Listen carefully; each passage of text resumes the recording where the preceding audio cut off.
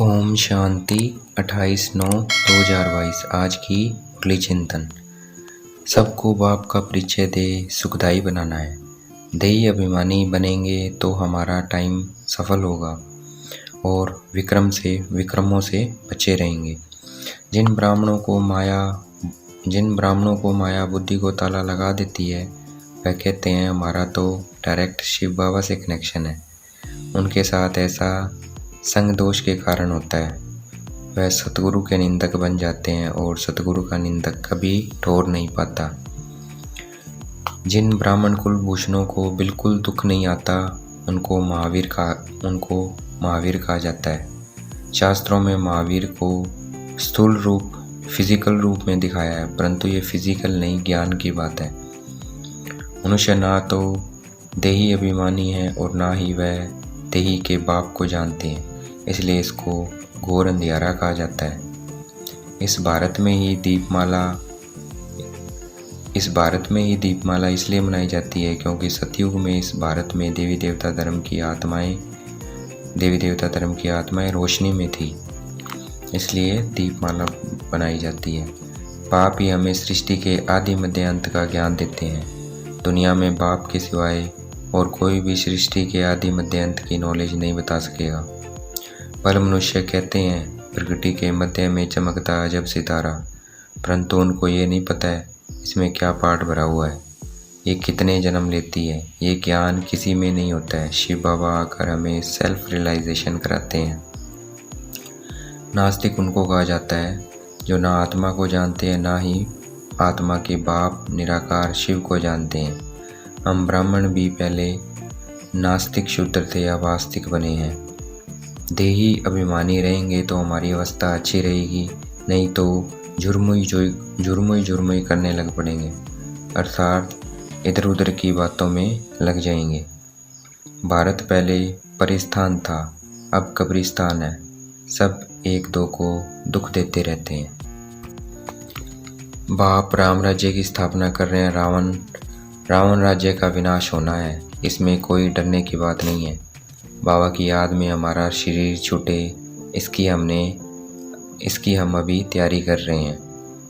हम अभी रूहानी यात्रा पर हैं। माया बुद्धि को ताला लगा देती है तो उल्टा सुल्टा बोलने लग जाते हैं। पतित पावन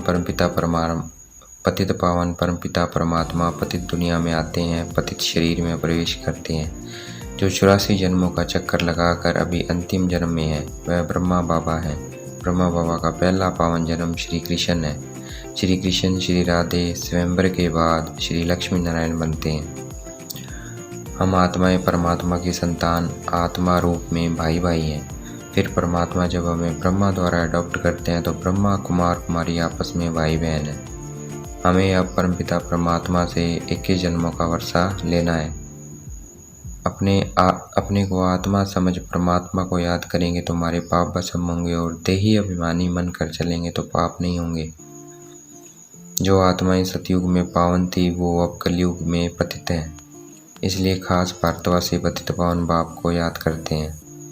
जो परमपिता परमात्मा का भाग्यशाली रथ होता है, उसका पहले नाम कुछ और होता है। उसमें परमात्मा प्रवेश करके उनका नाम प्रजापिता ब्रह्मा रखते हैं। कल पहले की तरह परमपिता परमात्मा प्रजापिता ब्रह्मा द्वारा ब्राह्मण रच उन ब्रह्मा कुमार कुमारियों द्वारा इस पतित भारत को पावन बनाते हैं। और जैसे ही आत्मा अंत में पतित बन अपने 84 जन्म पूरी करती है, फिर से परमात्मा को आना पड़ता है पतित दुनिया को पावन बनाने। सृष्टि चक्र के अंत में भक्ति भी पूरी हो जाती है। परमात्मा हम ब्राह्मण कुलभूषणों के बाप टीचर सतगुरु बनते हैं। परमात्मा का कोई बाप टीचर गुरु नहीं है। शिव बाबा हमें त्रिकालदर्शी बनाते हैं ताकि नंबरवार प्रचार संसार फिर से कल्प पहले मिसल चक्रवर्ती सूर्यवंशी देवी स्वराज्य फिर से स्थापन हो जाए। अभी हम ईश्वरीय कुल में हैं। ये कुल दैवी कुल से भी उत्तम है। भारत 5000 साल पहले स्वर्ग श्रेष्ठाचारी वैकुंठ देवी स्वराज्य था। तब हम सूर्यवंशी देवी देवता थे। फिर हम क्षत्रिय वैश्य शूद्र वंश में आए। अब हम प्रजापिता ब्रह्मा द्वारा ब्राह्मण बने हैं। प्रजापिता ब्रह्मा मनुष्य सृष्टि झाड़ के फाउंडेशन है। इस झाड़ को कल्पवृक्ष कहा जाता है। इस झाड़ को कल्पवृक्ष कहा जाता है। आज की मुरली का वरदान। विश्व कल्याणकारी बन, अशांत आत्माओं को शांति का दान देने वाले मास्टर दाता भव। विश्व कल्याणकारी बन, अशांत आत्माओं को शांति का दान देने वाले मास्टर दाता भव। आज की मुरली का स्लोगन। अपनी सर्व प्राप्तियों को सामने रखो तो कमजोरियां सहज समाप्त हो जाएगी। अपनी सर्व प्राप्तियों को सामने रखो तो कमजोरियां सहज समाप्त हो जाएगी। अच्छा, ओम शांति। शुक्रिया मीठे बाबा, शुक्रिया।